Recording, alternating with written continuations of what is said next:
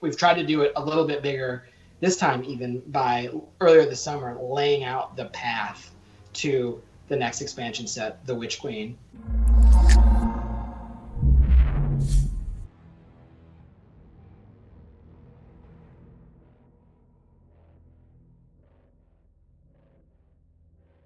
Yeah, so Bungie moved to work from home in early March. It's been a significant adjustment for us and for the dev team. The thing that has been so awesome about the transition is the tremendous amount of support from our IT department and the tremendous amount of resilience on the part of the developers and impromptu, spontaneous discussions that come out of a playtest and makes everything formal. Even to give someone like a piece of positive feedback, to be like, oh my gosh, the snow on Europa is amazing. I just played it for 4 hours or whatever. At Bungie, at the studio, in our open floor plan, I can just get on foot patrol and like cruise over and just give someone a fist bump with words about how awesome it is. But now, because of this formality, you really have to be like, hey, do you have time for a call? Could we get on the Zoom equivalent that we use and just I got some feedback for you? And that means everything feels formal and feels structured and doesn't feel as, for lack of a better word, it's just not as fun. Like you did, like giving compliments, being present, those things are much harder. And that's not just for me. This is for everyone. The process of collaboration has really needed to begin to evolve under the formality that working from home imposes. And I think another thing that's a part of working from home is just getting content built and tested and just kind of going through. Like we haven't slowed down. We're asking people to keep that pace from home in this new, more kind of formalized environment, and that comes with its own challenges and its own tricks and new things to learn. And like I think the Destiny team's doing an awesome job, in these times. Like it's been really awesome to see. The long-term effects of this are unclear to us. Like we do a lot of diligence and research on our own team's health, and we run regular surveys about how people are doing. And it is unclear to us how this is going to play out going forward, and how we're going to continue to keep our team healthy and resilient as you see the stats currently in the United States of America for COVID-19 are not great, and also crucially keep our team healthy, engaged, and excited to keep making this game that so many of us and so many of hopefully your viewers love. Well, I think with what we're doing now with Destiny 2 as our own publisher is really being able to thoughtfully articulate, communicate, and work toward execution of the vision for that game, which is, we want Destiny 2 to be an awesome action MMO, single evolving world you can play anytime, anywhere with your friends. And so what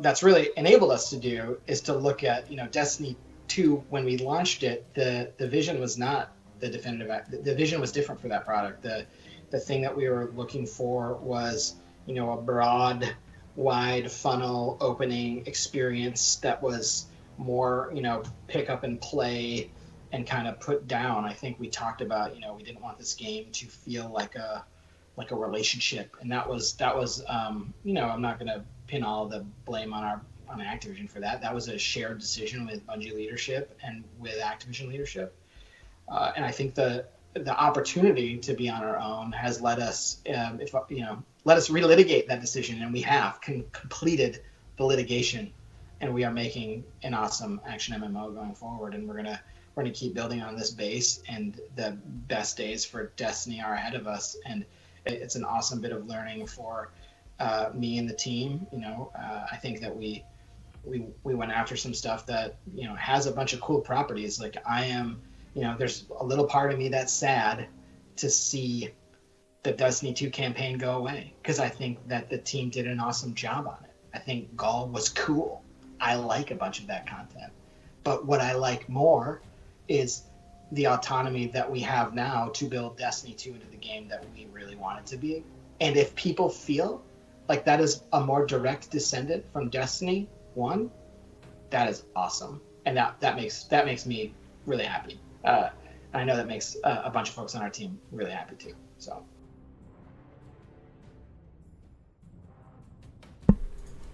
So I don't want to give I mean, we're like so close to launch.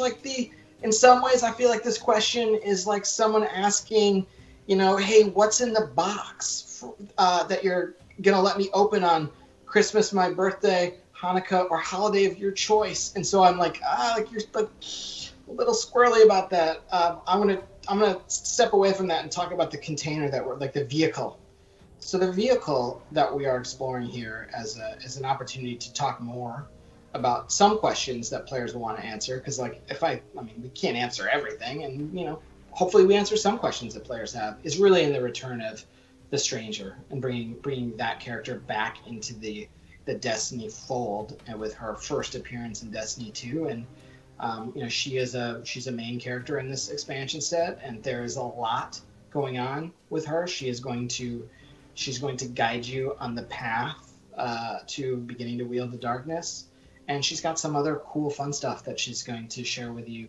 The thing that we're doing with Destiny, and we made a really deliberate choice last year with Shadowkeep going forward, was we wanted to connect the expansions and the seasons to kind of create a universe with some momentum.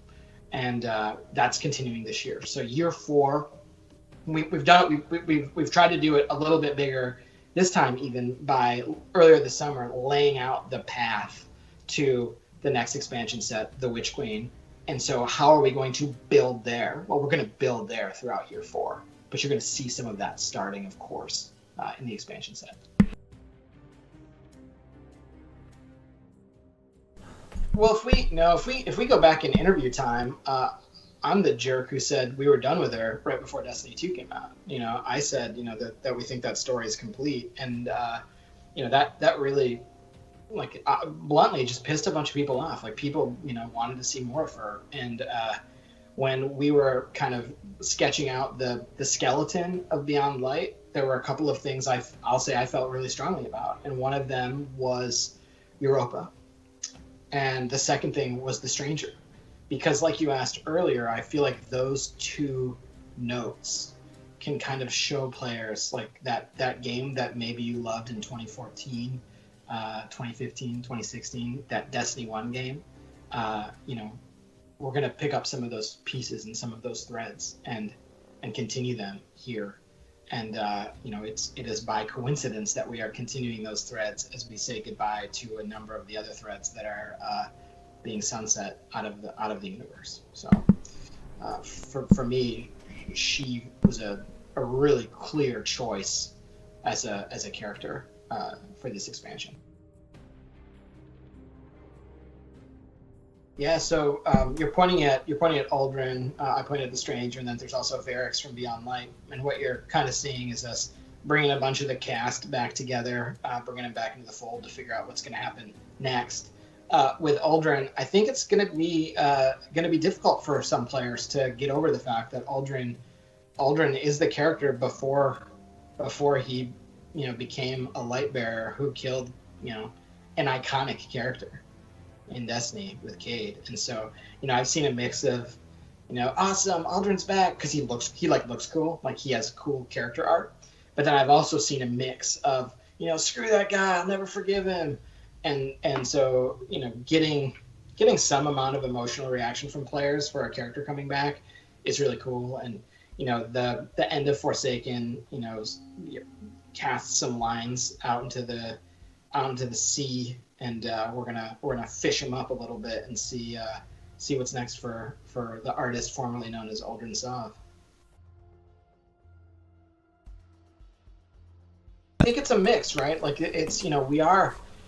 It's a really delicate balance. Like we are both like artist and like server at a restaurant. You want to find a relationship where our creative teams are unleashed to explore threads that they want to explore, and you want to hope that when you serve those threads up, they feel like something players wanted but maybe didn't ask for, or it feels like something that they hadn't considered and are really excited to get. And so it is a balance, and working on a game that's a living, ongoing game means there's an importance in, awareness about what the players are interested in, and it's also acknowledging that sometimes the games are going to go in directions that don't appeal to everyone too, and that's okay, because we're gonna keep making it. We're gonna keep doing our best and trying to make it better. Without like worrying about the future partner, like these deals come out of a place of passion for both the Bungie team and for the Microsoft team. We've been, Phil over there is a huge Destiny fan. I remember he and I got lunch a few years ago, and this was pre D2. He was like pretty pissed about losing all the stuff in his vault, and we talked about that over ramen, I think, over on Microsoft campus. Like when we look at the right partners for Bungie in the present, we're always going to try to do what's best for Bungie and for our players. And right now we want to be bringing more people into the universe. We want to be bringing more people as we enter this new phase, this new arc. This is an awesome time for players to jump in. Like when you think about a game like Destiny 2 or Destiny, which has been around for 6 years now, like there's like an almost impenetrability to it. You're like, I can't get into that game. No, but like every year we build a new introduction to the universe. Every year we power up new players to get them colliding with veterans. And we don't do this to like invalidate people's progress. We do this to make the biggest opportunities to come back every time we ship a sweet expansion. Like it's an awesome time to come in and play the game. I don't think anything about making entertainment at scale is easy. None of it. Like making something that's going to resonate with, hundreds of people, let alone millions of people, is fucking hard. And so I commend the effort that everyone makes to try to make something awesome and to put a dent in the universe. And, I hope that I love playing games with other people. I love it. They're my favorite kinds of games. And so I, as a player, welcome as many games that I can play with other people into the universe, into the ecosystem of games. I love them. And so it's a difficult and challenging proposition to make something that resonates with people. And I want as many people to try as possible because I love playing games like that. And I will, think of it like an all-you-can-eat buffet. Keep serving them up, and I'm going to keep tasting them. It's delicious.